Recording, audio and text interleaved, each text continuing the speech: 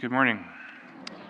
Today is the feast of the Visitation of the Blessed Virgin Mary, recalling Mary's visit to her cousin Elizabeth.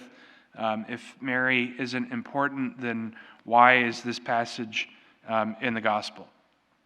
It's a good question for people that don't think that Mary's important, but we know that Mary's important. And so we see this encounter that she has with her cousin Elizabeth, who is pregnant in her old age with John the Baptist. And we see this kind of like coming together of salvation history, where everything is starting to line up.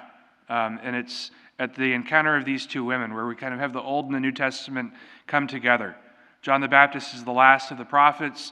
Jesus is the Messiah. And here they meet not face to face, but yet they're in the flesh, in the womb. They meet each other kind of, I guess, womb to womb. And Mary is here, and Elizabeth greets her with this very important greeting. Most blessed are you among women, and blessed is the fruit of your womb. Well, the Hail Mary, that's not a scriptural prayer. So did you read the gospel? Do you think that the Gospel of Luke is a legitimate gospel? It's right there. Most blessed are you among women, and blessed is the fruit of your womb. How does this happen to me, that the mother of my Lord should come to me, right? When she appeared in Mexico almost 500 years ago, she appeared in that little black band around her belly. That meant that she was pregnant, right? The mother of our Lord comes to us and says, do what he says, right? Right? What are the last words that Mary speaks in the gospel? Thank you, Bob. Do whatever he tells you. Do whatever he tells you. Well, what if he tells me to take up my cross and follow him? Do whatever he tells you. What if he tells you to turn the other cheek? Do whatever he tells you. What if he tells you to lay down your life for the sake of others? Do whatever he tells you. What if he tells you that you're going to become the mother of the Messiah? Well, I guess that she did whatever he told her. To do whatever Christ tells us.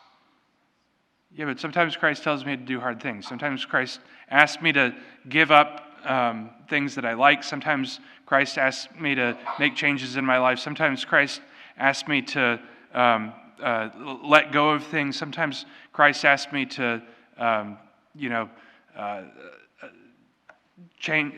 let go of certain relationships. Christ asks me to take up my cross. Christ asks me to allow myself to be transformed. Christ asks me to allow myself to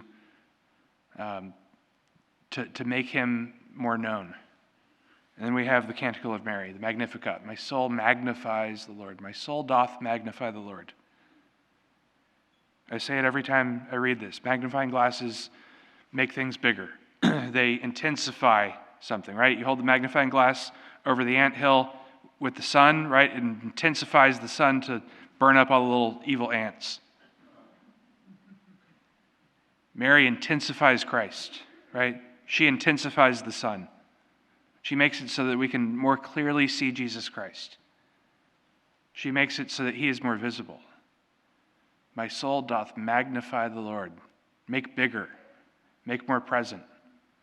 In our own lives, do we magnify the Lord? Do we make Christ more present? Probably a lot of times, no, we don't. Sometimes we do, but probably a lot of times we say we do. We're like, oh yeah, I'm a good Christian. I'm a follower of Christ. And then we do things that are just totally contrary to that. We get caught up in things of the world. We get caught up in politics. We get caught up in just like, oh, woe is me. We magnify ourselves. We magnify other people. But do we magnify the Lord? Do we make him greater? Do we make him more visible? Do we make him more present? On the Feast of the Visitation of the Blessed Virgin Mary, let us ask for her intercession, that through all that we do in our lives, all that we say, we may continue to hear the voice of her Son that she points to, and that we may do as he asks us, and we may make him more visible in the world.